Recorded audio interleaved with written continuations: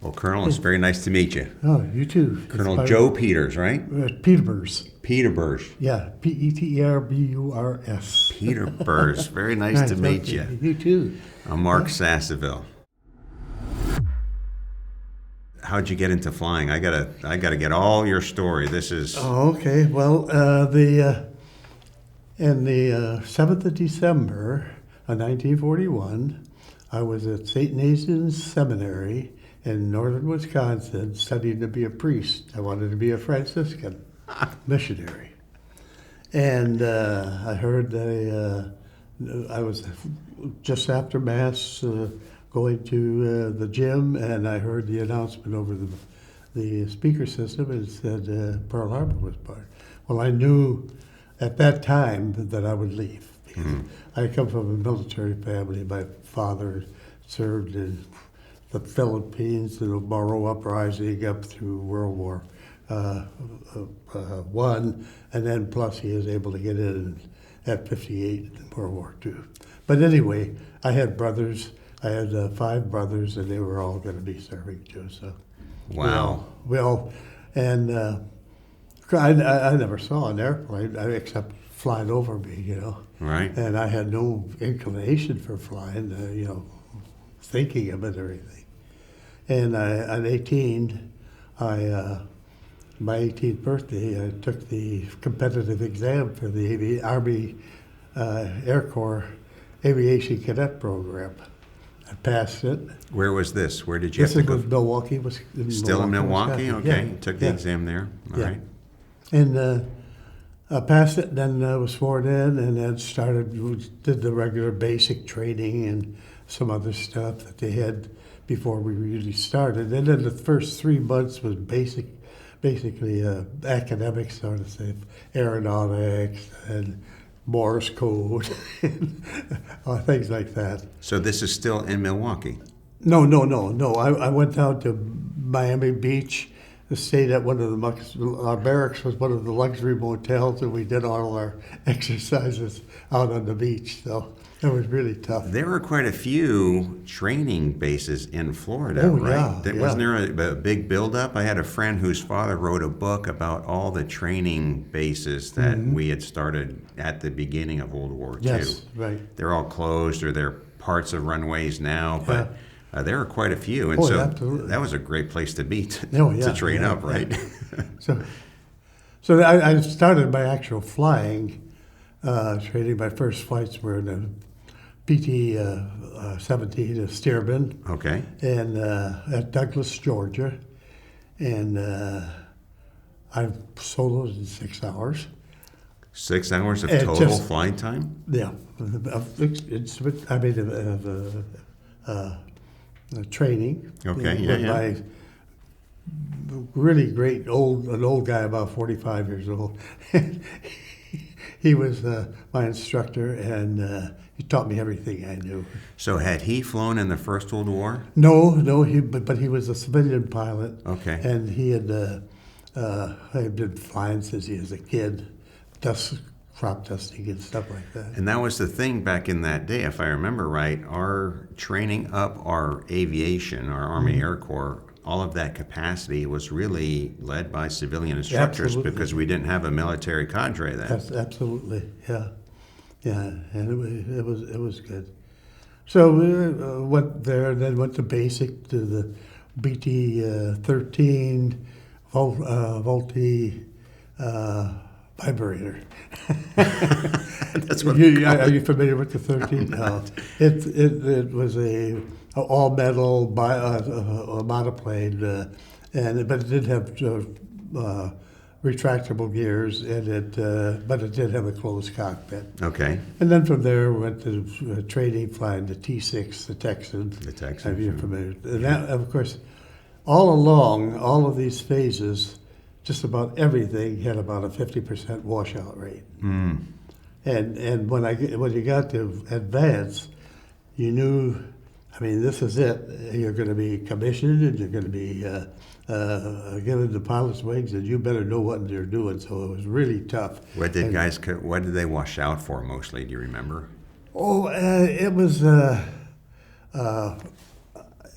inability to really feel the aircraft, the flying, like formation flying, and then gunnery and Hand-eye coordination. Yeah, I mean, things move fast. You got to be able well, to. see, before we even started flying, I went to Tennessee, where they had it was about 2.5 weeks of psychomotor and psychological examinations. And I remember the little thing like a Victrola, and you had a little pin, and there's a little dot on the thing you did to keep the thing. I know what you're talking about. Yep. And I don't know. Hand-eye coordination, but right? it was coordination. Yeah, you yeah. know.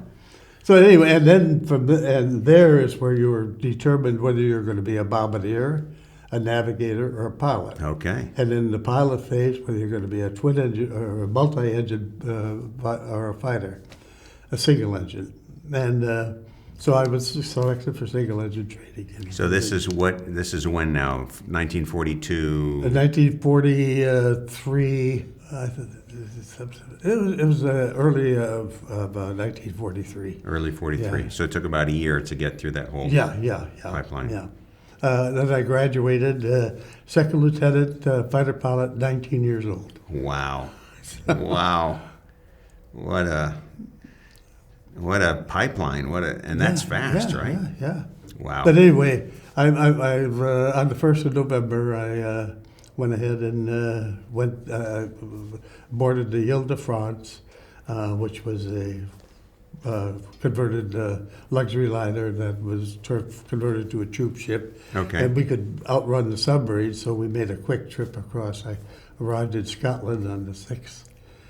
Oh, 6th wow. of November, and from there I went to Kings Cliff, and they had just completed transitioning from P-38s to P-51s, and we were all P-40 guys, so the P-51 was nothing to us to fly. It was all the same characteristics. They had, of course, more technology in the 51 and higher performance and stuff, but it was basically the same aerodynamics sort of things. So it's an easy transition. Mainly the torque bit, you know. So December 7, 1941, you sign up, and then in November of 44 is when you get to your first operational assignment. That's right. So about 3 years. Yeah. Mm-hmm. So a little bit on my story. So this is, I graduated high school from American School of Madrid. This is 1981. Mm-hmm. My father was worked at the embassy there in Spain. And so I go to the Air Force Academy. I graduate in 1985. There's a program at the Academy, we called it T-41. We flew T-41s, little Cessnas, just to test aptitude. Mm-hmm. I soloed in the T-41, one of the scariest things I've ever done in my life, soloing in an airplane. Right. I'm sure you remember that. From there, I go to Columbus Air Force Base. There are only, in those days, 1985, there were only 6 pilot training bases. Mm-hmm. Right, so not I think we had dozens back in your day. Mm-hmm. There are only 6 training bases, 1 year's worth of how do you do the stick and rudder, and you get your wings, right? Yeah, right. And then I go to Holloman for about 3 months to learn the fighter business, the formations, the radios. It's all different. You don't get that in pilot training. You didn't back in that day. And then 6 months of how to fly the F-16. So that's essentially a 2-year plus pipeline. Yeah. And so I went to the academy early. I was just the way the timing worked out. I was 17. I had just turned 21 by the time I graduated. So I show up to Torrejon, Spain, right outside of Madrid, Spain, back to where I left from high school as a second lieutenant, which was unusual because it usually takes you to first lieutenant, 23-year-old fighter pilot. So you and I were kind of the same, just 40 years apart. Yeah. So you were telling me about the differences between the P-51 and the P-40, water injection, obviously more torque, bigger engine. Right. How was the cockpit layout? It was a tight cockpit, but about the same as the P-40. Okay. Probably a little bigger, but not that much. Okay. And of course, I just read the manual and then took off at the 51. That's all it was. And then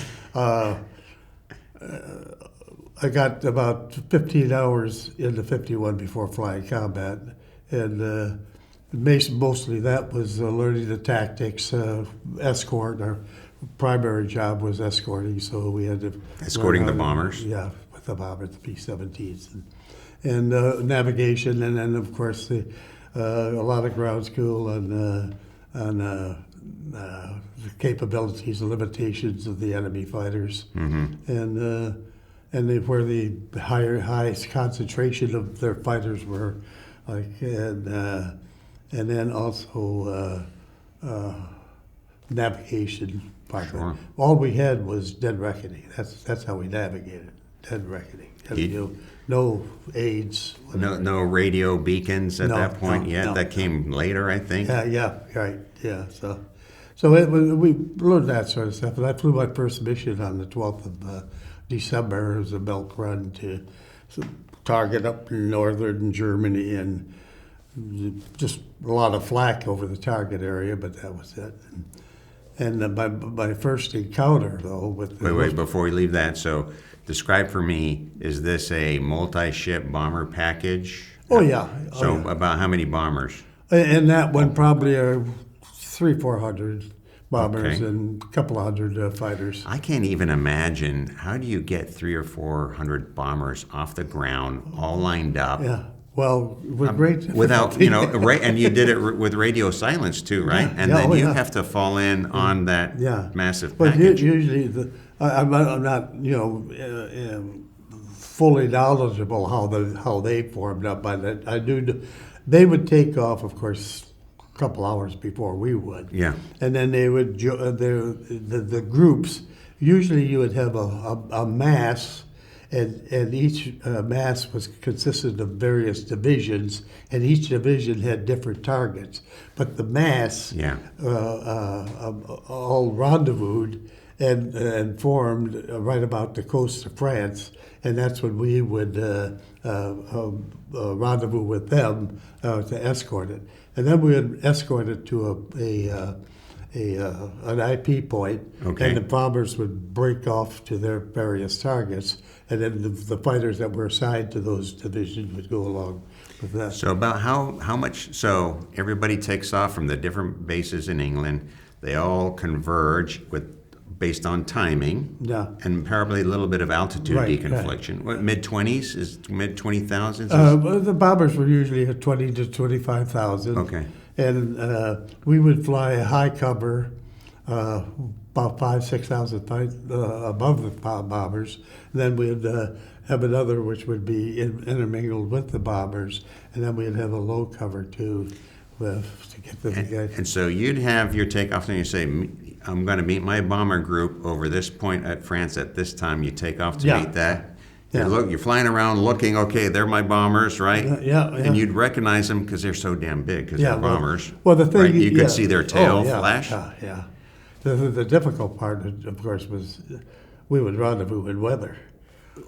And That's gotta be damn near impossible. We had to get 2 hours of lake. You know what lake?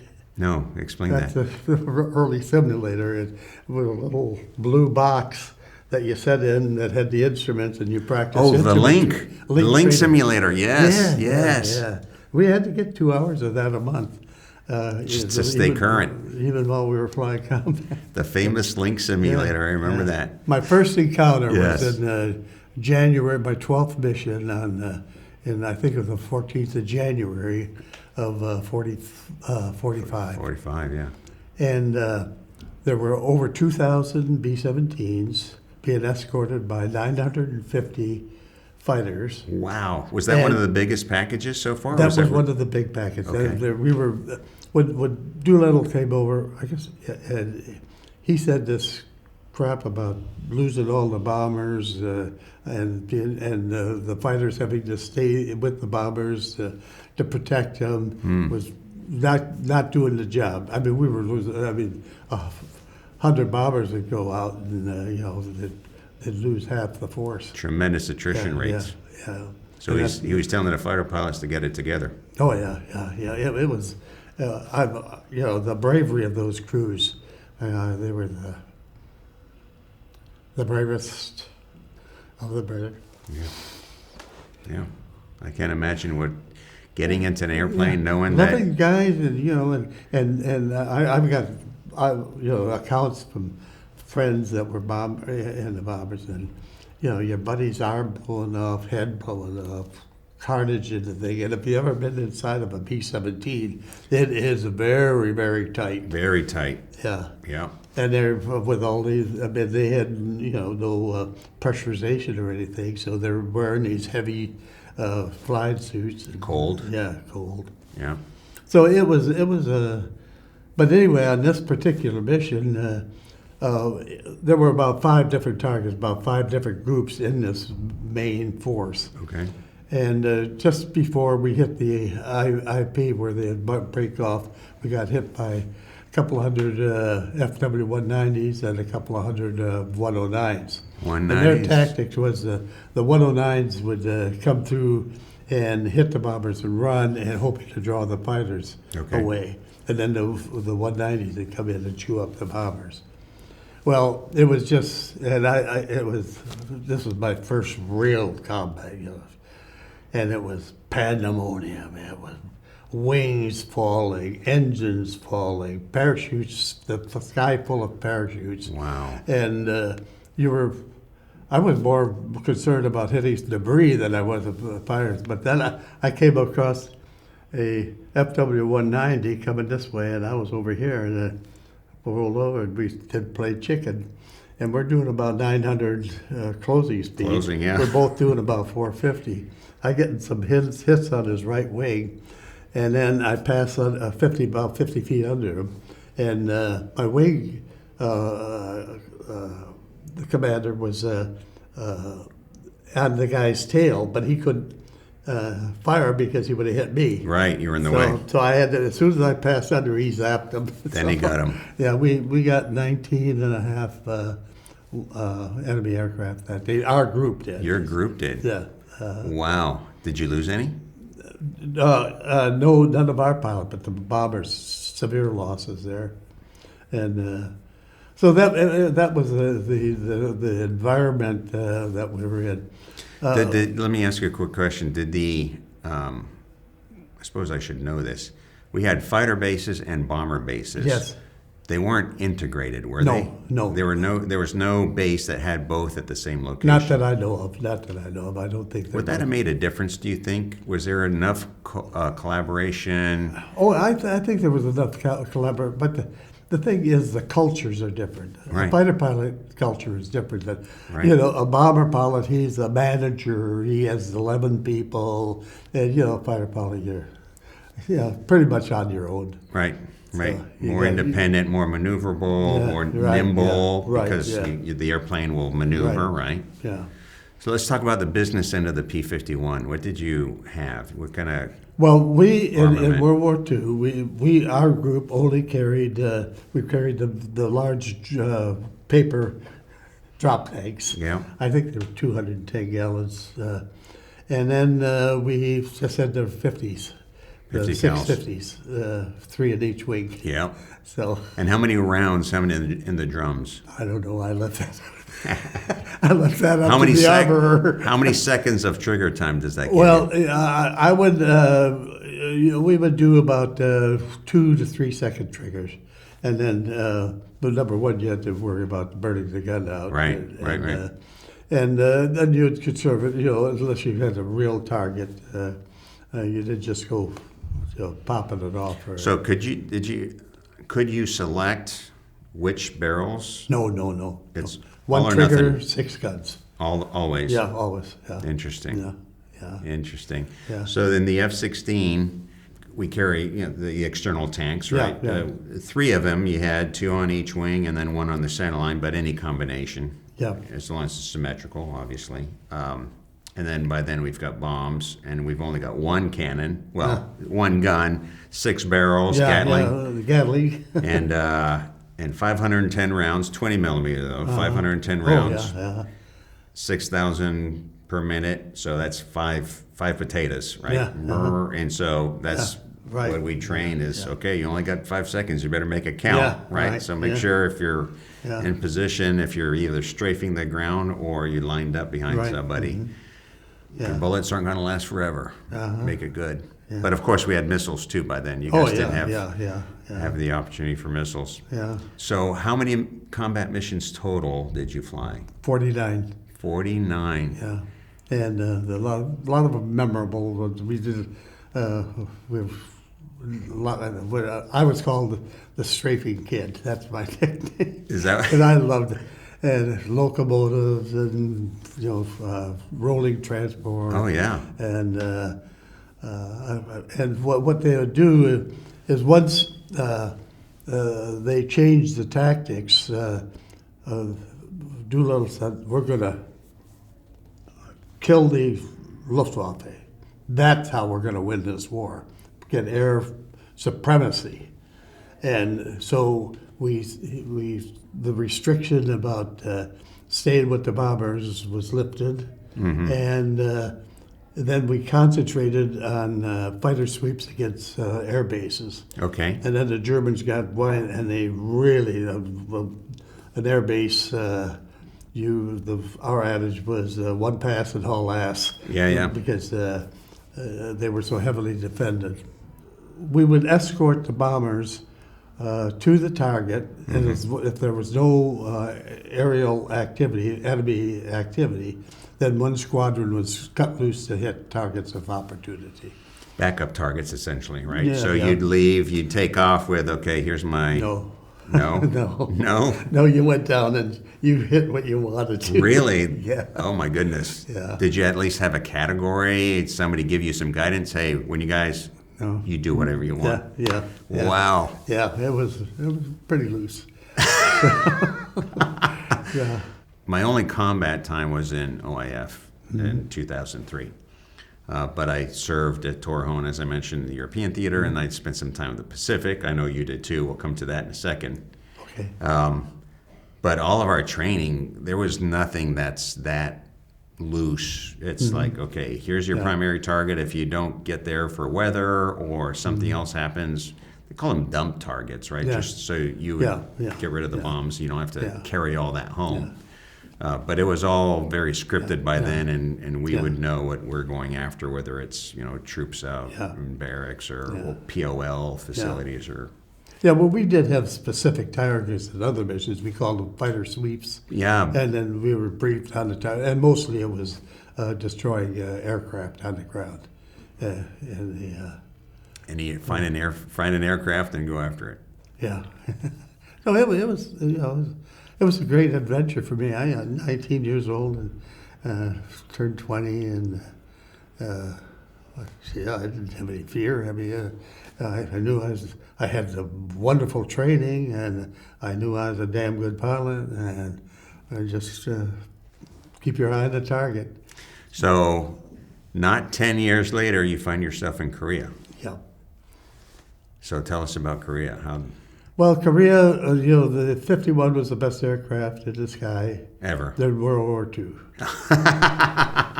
And Korea was the worst aircraft in the inventory for the job we had. Close air support. Carried, number one, it didn't carry, it carried two bombs, two 500-pound bombs, 4 5-inch rockets, unguided. Right. Or two napalm. And then, or two fuel tanks if we were going to be on combat air patrol or something like that. So between the wars, they outfitted it out with air-to-ground ordnance mortars, the cannons, right? They tested it. So it was. I got a lot of battle damage in Korea. Yeah, I came off. I did our bombs on artillery position in the punch bowl and coming off target, and I got a flash in front of my face, and the aircraft starts. And I think, and our base is only about 35 miles from the DMZ. Where were you at? I was at Hung Song. Hong Kong. Just about, and it was It's the same environment as MASH. If you watch MASH, it's Okay. exactly the same environment. Is that right? Yeah, I lived 7 months in a 4-man tent with a pot-bellied stove. Were your buddies as funny as the MASH crowd? Oh yeah, some of them were, but some of them were. Some of the guys really got, they got shell shocked or something. Oh, sure. And they were. It was, yeah. We were losing a lot of guys. So. And anyway, it was a good experience. How long did you spend in Korea? How long was your tour? I finished my missions in 6 months. Okay. There was they changed it from 100 missions to 75 when I was there, so I took an extra mission for good measure. Why did they change it? Do you know? Do you remember? I don't know. I think they were phasing out the 51s. Okay. Because just as I was leaving, we were transitioning to 86s. The jet age. Yeah. So I got back to. I was assigned to Tyndall. And, Really? Yeah, and at Tyndall I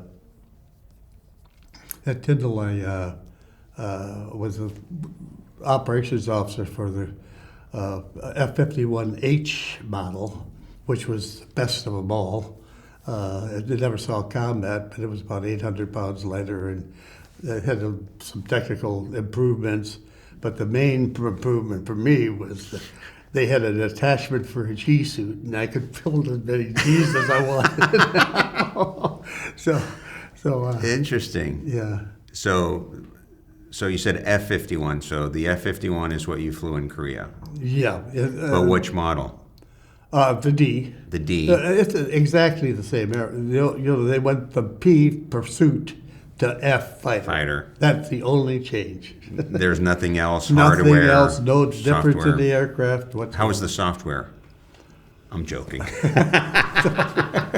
So, because now when we talk about models of airplanes, it's like your iPhone, right? There's a new software thing, and that's what the training's about. Is where did the engineers put this functionality? And it takes a little bit of thinking through. One had the F-22 simulator. I got it. I said, "Where's the stick?" There's a little thing over here. That's a stick? I need to feel my pressure. Yeah, I need to feel my. Yeah. No, all that's gone. Fly-by-wire. The F-15. Have you been in the F-15? No. So big old stick, and you can feel the airplane. Yeah. I've ridden in a few over the years, but when they went fly-by-wire on the F-16 and the F-35 and F-22, the same thing. You don't get the feel anymore. It's like pulling on it. The feeling's up here, not through the arm. And when the young kids ask me how it felt upon, and I equate it to a stick shift. Of course, none of me people know what a stick shift is anymore. It doesn't make sense to some folks. When you're driving a stick shift, you don't even think what you're doing. You hear the engine, and you automatically go and shift gears and all that sort of stuff. And that's how the 51 was. Sometimes I think it was telling me what to do, but it was like putting on a suit of armor. But at that time, I decided that there's no future for me in the Air Force being just a pilot. So, and at that time, command and control was just starting. Right. And I went into command and control. Really? So from that time on, I progressed through command and control. I finally became, my last assignment, I was the expert in the Air Force on mobile command and control computerized systems. Fantastic. Where were you? Where was your last? In Germany. My last 8 years was in Germany and Central Region, and I introduced the new 407L system, mobile command and control. Terrible assignment, I'm sure, right? 8 Oh, years I in Germany. loved it every minute. and people ask me what of my career, 36 years and 6 months. What was the most rewarding part? What do you think about the most? And it's by those last 8 years, I had 2 groups under me, and it's taking care of the people. Knowing the men, I mean, they would be 2 o'clock in the morning, and they'd be out there in a remote site, 4 or 5 of them, and I'd show up and sit down and have coffee with them, talk about their problems and how I could fix things and stuff. And we got a really good rapport. And when I left, the 90% of them called me Colonel Pete as a term of endearment. Yeah, sure. So that's what I'm proud of. My entire career, that's what I'm the proudest of. That's a great thing to be proud of. Yeah. Colonel Pete, can I call you Colonel Yes, Pete? absolutely. Thank you, General. It's been a real pleasure to talk to you and hear your stories and hear about our Air Force a generation or two ago. Maybe I don't know how to count that, but you are a part of our history, and it's a pleasure to get to know you and to listen to your story. Yeah. Well, I loved every minute, every second of the 36 years and 6 months, and I'd do it all over again without a hesitation. That's fantastic. I'm glad to hear that. I know every generation goes through their tough times at some point, and things are different than the way they used to be. But hearing people like you tell their stories and how positive and how important the mission is and how great the people are that do the mission, it's got to be hugely motivating. I hope it's hugely motivating to them. Oh, good. Thank you. Very nice to meet you, Colonel Pete. Thank you, General. It's my pleasure. Thank you, sir. Thank you.